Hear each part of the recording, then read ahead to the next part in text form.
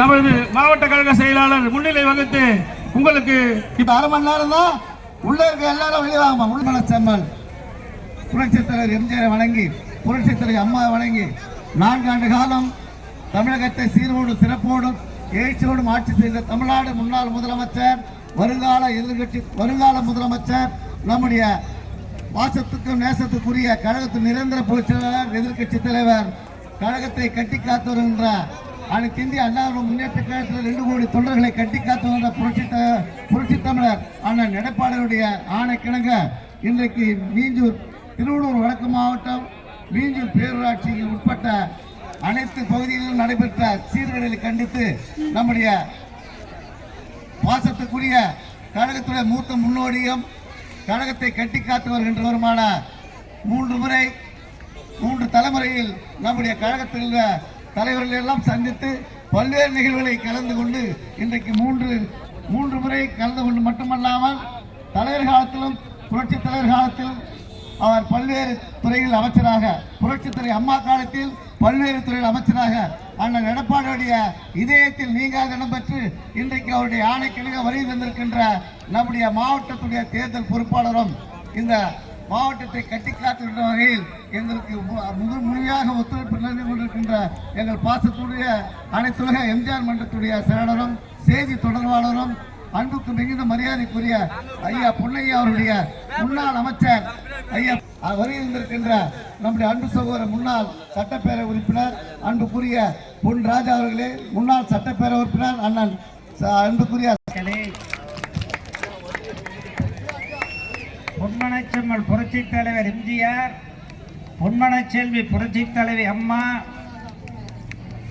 பொன்மனச்செல்வர் பொன்மனச்செல்வி ஆகியோருடைய பாசத்தம்பி புரட்சி தமிழர் மாண்புமிகு எடப்பாடியார் அவர்களுடைய அன்பு பிள்ளைகளே, பாச பிள்ளைகளே, நேச பிள்ளைகளே, நீங்கள் வெயில் அதிகம் அனல் பறக்கிறது என்பதை பொருட்படுத்தாமல் அனலை விட கொதிக்கின்ற வெயிலை விட கொடியவன் மு.க.ஸ்டாலினுடைய ஆட்சி ஒழிய வேண்டும் என்ற வெறி உங்களுக்கு அதிகமாக இருக்கிற காரணத்தால் இந்த வெயிலை நீங்கள் பொருட்படுத்தவில்லை, இந்த அனலை நீங்கள் பொருட்படுத்தவில்லை.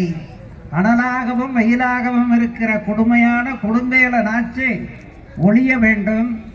4½ ஆண்டு காலம் தமிழகத்தை இந்தியாவிலேயே தலை சிறந்த மாநிலமாக 15,000 சம்பளம் மாச வருமானம் இருந்தாலும் கூட குடும்பத்தை விலைவாசி உயராமல் நடத்தக்கூடிய அளவிற்கு ஏழைகளுக்காகவே விலைவாசியை கட்டுப்படுத்தி அரசுக்கு இழப்பு அதிகம் என்றாலும் கூட ஏழைகளுக்கு வயிற்றிலே அடிக்கக்கூடிய விலைவாசி உயர்வு கூடாது என்று பாராளுமன்றமே பாராட்டக்கூடிய அளவிற்கு, டெல்லியிலே உள்ள ஆட்சிக்காரர்களே பாராட்டக்கூடிய அளவிற்கு, எதிர்க்கட்சிகளே டெல்லியிலே பாராட்டக்கூடிய அளவிற்கு அற்புதமான எடப்பாடியார் தமிழகத்தின் முதலமைச்சர் எப்படித்தான் இப்படி விலைவாசியை கட்டுப்படுத்துகிறார் என்றே புரியவில்லை. ஏழைகளுக்காகவே ஆட்சியை நடத்துகிறார். தமிழ்நாட்டில் வரியை உயர்த்தவில்லை, மின்கட்டணத்தை உயர்த்தவில்லை, ஏழைகளுக்கு குழந்தைகளுக்கு பால் கிடைப்பதிலே தங்கு தடை இல்லை, மருத்துவமனைகளை ஏழைகளுக்கு இலவசமாக நடத்துவதில் எந்தவித தடையும் இல்லை. ஏழைகளுக்காகவே எண்ணற்ற திட்டங்களை கொண்டு வந்தார்.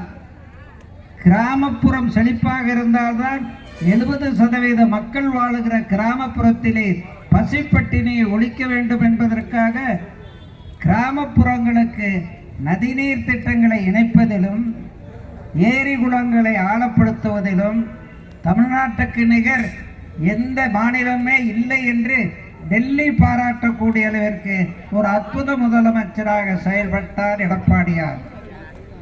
அம்மாவின் திட்டங்களை, அம்மா ஏழைகளுக்காக கொண்டு வந்த திட்டங்களை இத்துணை பண கஷ்டம் அரசாங்கத்துக்கு இருந்தாலும் ஏழைகளுக்காக எல்லா திட்டங்களையும் ஈடேற்றினார். எம்ஜிஆர் ஆட்சியை நடத்தினார், அம்மாவின் ஆட்சியை நடத்தினார். அற்புதமாக செயல்படுகிறார் என்ற ஒரு பெயரையும் பெற்றார். உங்களுக்கு எல்லாம் தெரியும். அப்படிப்பட்ட எடப்பாடியார் தானே முதலமைச்சராக வர வேண்டும் என்று எண்ண துடிப்பு உங்களுடைய ஆரவாரத்திலே தெரிகிறது. எடப்பாடியாரை பொறுத்த வரைக்கும் எதற்கும் அஞ்ச மாட்டார்.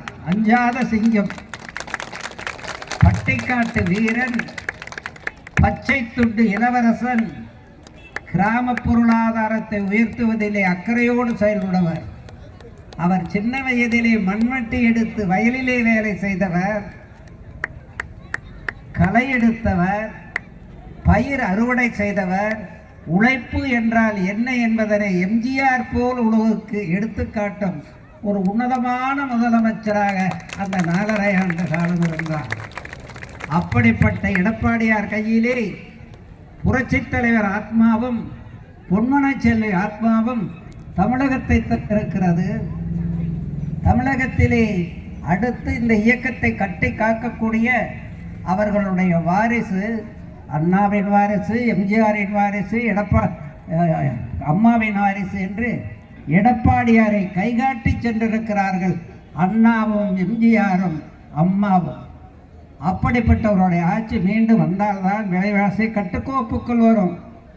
மின்கட்டணம் இந்த அளவுக்கு உயர்த்தியது அம்மா காலத்திலே தலைவர் காலத்தில் இருந்தது போல் அறவே குறைக்கப்படும். பால் விலை குறைக்கப்படும், அரிசி விலை குறைக்கப்படும். இப்போ என்ன தெரியுமா நடக்குது? கருணாநிதியினுடைய மகன் உதயநிதி ஸ்டாலினும் சபரீஷனும்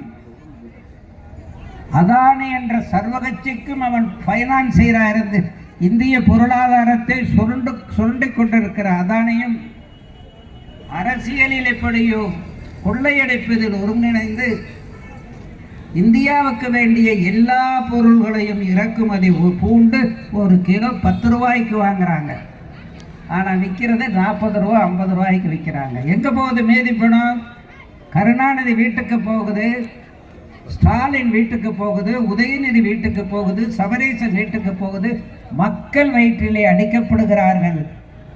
நகையை விற்று வீட்டை அடமானம் வச்சு தான் மாதம் உங்களுக்கு ஆகிற 40-50 செலவை திமுக வீட்டு பொண்ணுங்களும் தர்மாறுறாங்க. இப்போ எடப்பாடி போகிற கூட்டத்தில் எல்லாம் லட்சக்கணக்கானோர் கொடுக்கிறார் என்றால் அது மக்கள் கொடுக்கிறார்கள். திமுக ஆட்சியிலே பாதிக்கப்பட்டிருக்கிற மக்கள் கொடுக்கிறார்கள். மின்சார கட்டண உயர்வாக இருக்கட்டும், எந்த தொல்லையாக இருக்கட்டும், திமுக வீட்டு பெண்ணுக்கும் தானே பாதிப்பு. ஏன்னா திமுக வீட்டுக்காரர்களுக்கு ஸ்பெஷலாக ஏதாவது உதவி பண்ணுறாரா ஸ்டாலின், உதயநிதி ஸ்டாலின்? இல்லை. எடப்பாடி கூட்டத்திலே எங்கு பார்த்தாலும் 1 லட்சம் பேர் இருக்கிறார்கள், மக்கள் இருக்கிறார்கள். மக்கள் கூட்டணி எடப்பாடி அமைத்திருக்கிறார். அமைக்கவில்லை, தானாகவே வருகிறார்கள். இந்த முறை திமுக கார எங்கள் வீட்டுக்கு ஓட்டெல்லாம் ரெட்டலைக்குத்தான் எடப்பாடிக்குத்தான் என்று திமுக காரர்கள் கோஷம் போட்டு எடப்பாடி கூட்டத்திலே கலந்துகிற காட்சியை நீங்கள் பார்த்து கொண்டிருக்கிறீர்கள்.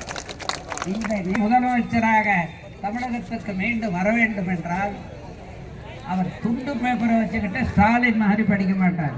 நீங்கள் பார்த்துருக்கிறீங்க. 1 மணி நேரம் 2 மணி நேரம் பேசினாலும் 100 கோடி 200 கோடி 30 லட்சம் 20,000 என்று புள்ளி விவரங்களை அடுக்கடுக்காக அள்ளி அள்ளி சொல்லி மக்கள் உள்ளத்திலே இடம்பெற்றிருக்கிறார். அவரை விட நினைவாற்றல் மிக்கவர் யாருமே இல்லை என்று சொல்லக்கூடிய அளவிற்கு அகில பாரதமே அவரை பாராட்டிக் கொண்டிருக்கிறது. அத்தகைய சிறப்புமிக்க எடப்பாடியார்